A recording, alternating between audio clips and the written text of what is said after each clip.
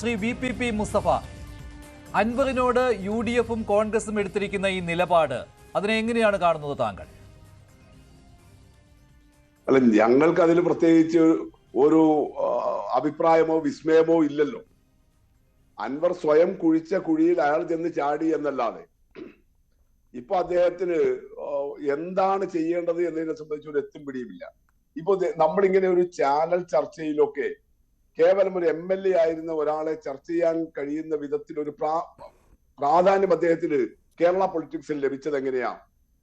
മഞ്ജുഷ, അത് അദ്ദേഹം ഇടതുപക്ഷത്തിന്റെ ഭാഗമായിരുന്നപ്പോഴാണ്. അവിടെ നിലമ്പൂരിലെ ഒരു ഇട്ടാവട്ടം പൊളിറ്റിക്സിൽ മാത്രം ഉണ്ടായിരുന്ന, അവിടുത്തെ കോൺഗ്രസിൽ മാത്രം ഉണ്ടായിരുന്ന PV അൻവർ കേരളത്തിലെ ഇടതുപക്ഷവും വലതുപക്ഷവും എല്ലാം ശ്രദ്ധിക്കുന്ന വിധത്തിൽ ഒരു പൊളിറ്റിക്കൽ ഫിഗറായിട്ട് വന്നത്. അദ്ദേഹം ഇടതുപക്ഷത്തേക്ക് വന്നു, ഇടതുപക്ഷത്തിന്റെ സ്വതന്ത്ര MLA ആയി. അതിലൂടെ സോഷ്യൽ മീഡിയയിലൊക്കെയുള്ള അദ്ദേഹത്തിന്റെ നിലപാടുകൾ, ഇടതുപക്ഷ ഗവൺമെന്റിനെ കുറിച്ച്, ഇടതുപക്ഷ പ്രസ്ഥാനങ്ങളെ സംബന്ധിച്ച്, അതിൽ CPIM-നെ കുറിച്ച്, അതിന്റെ നിലപാടുകളെ കുറിച്ച് അദ്ദേഹം എടുത്തിട്ടുള്ള സമീപനങ്ങൾ സ്വാഭാവികമായിട്ടും കേരളത്തിനകത്തും പുറത്തുമൊക്കെയുള്ള ഇടതുപക്ഷത്തെ സ്നേഹിക്കുന്ന ആളുകൾ വലിയ തോതിൽ അദ്ദേഹത്തിനോടൊപ്പം നിന്നു, അദ്ദേഹത്തെ പുകഴ്ത്തി, അദ്ദേഹത്തെ വാഴ്ത്തി. ഇങ്ങനെയല്ലേ ഉണ്ടായിരുന്നത്? അങ്ങനെയല്ലേ അദ്ദേഹം സംസ്ഥാനത്താകെയും നിറഞ്ഞു നിൽക്കുന്ന ഒരു രാഷ്ട്രീയ രൂപമായിട്ട് വന്നത്.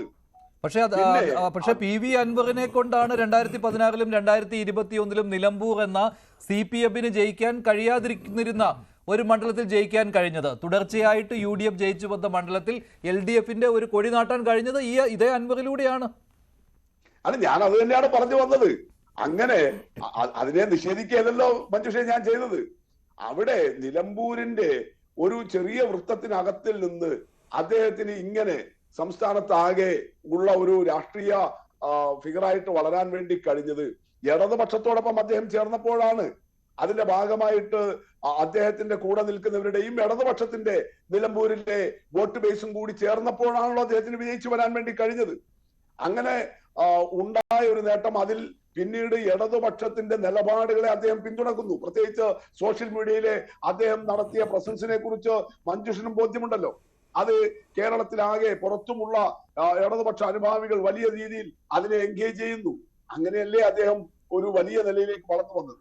പക്ഷെ അദ്ദേഹത്തിന്റെ തീർത്തും സ്വാർത്ഥമായ താല്പര്യങ്ങൾക്ക് വേണ്ടി, അങ്ങേയറ്റം സങ്കുചിതമായ ചില താല്പര്യങ്ങൾക്ക് വേണ്ടി, സാധാരണഗതിയിൽ ഒരു പൊതുപ്രവർത്തകൻ ഇടപെടാൻ പാടില്ലാത്ത തരത്തിൽ, സംരക്ഷണം കൊടുക്കാൻ പാടില്ലാത്ത തരത്തിൽ ഉള്ള ചില കാര്യങ്ങൾക്ക് വേണ്ടിയിട്ടല്ലേ അദ്ദേഹം പുറത്തേക്ക് പോയത്. ആ പുറത്തേക്ക് പോയപ്പോ അദ്ദേഹം ആദ്യമെടുത്ത നിലപാടുകൾ, ആദ്യമെടുത്തതിൽ നിന്ന് ഇപ്പോൾ അദ്ദേഹം ഈ 5-6 മാസം അദ്ദേഹം പുറത്തു പോയിട്ട് ഈ 5-6 മാസത്തിനിടയിൽ അദ്ദേഹം എടുത്ത നിലപാടുകളിലെ വൈരുദ്ധ്യങ്ങളും വൈജാത്യങ്ങളും വിരുദ്ധോക്തികളും എല്ലാം നമ്മുടെ മുന്നിൽ കിടക്കുകയല്ലേ. ഞാനത് വിശദീകരിക്കാനൊന്നും പോകുന്നില്ല. അദ്ദേഹം ആദ്യം പറഞ്ഞ സ്റ്റാൻഡ് എന്താണ്? പുറത്തു പോയപ്പോൾ അവിടുന്ന് ഇപ്പൊ അദ്ദേഹം എത്തി നിൽക്കുന്ന സ്റ്റാൻഡ് എന്താണ്? അപ്പൊ അദ്ദേഹം കുടിച്ച കുഴിയിൽ അദ്ദേഹം വീണു എന്നല്ലാതെ അതിനകത്ത് ഇടതുപക്ഷത്തിന് വേറെ എന്തു പറയാൻ? ശരി, സേനാപതി വേണു, പിണറായിസത്തെ ഇല്ലാതാക്കുക എന്നതാണ് തന്റെ ലക്ഷ്യം എന്നൊക്കെയാണ് PV അൻവർ തുടക്കം മുതൽ പറഞ്ഞു വരുന്നത്. ആ ലക്ഷ്യത്തിൽ നിന്ന് അൻവർ പിന്മാറിയിട്ടുണ്ട് എന്ന തോന്നലുണ്ടോ? ഇന്ന് കോൺഗ്രസ് അടിവരയിട്ട് പറയുകയാണ് അൻവറിന് സഹകരിക്കാം നിലമ്പൂരിൽ UDF-നോട്, UDF സ്ഥാനാർത്ഥിയോട്.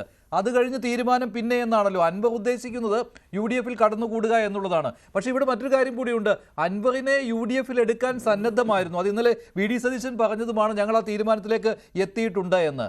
പിന്നെ അൻവർ തന്നെ കുഴിച്ച കുഴിയിൽ അൻവർ ചാടുകയാണോ ചെയ്തിരിക്കുന്നത്? ഷൗക്കത്തിനെ ചീത്ത വിളിക്കുക, അതുപോലെ തന്നെ നിയമസഭാ തെരഞ്ഞെടുപ്പിലേക്ക് ആവശ്യമായ സീറ്റുകൾ പോലും അൻവർ മുന്നോട്ട് വെച്ചിട്ടുണ്ടെന്നാണ് ഇന്നത്തെ അണിയറ നീക്കങ്ങളിൽ നിന്ന് മനസ്സിലാക്കാൻ കഴിയുന്നത്.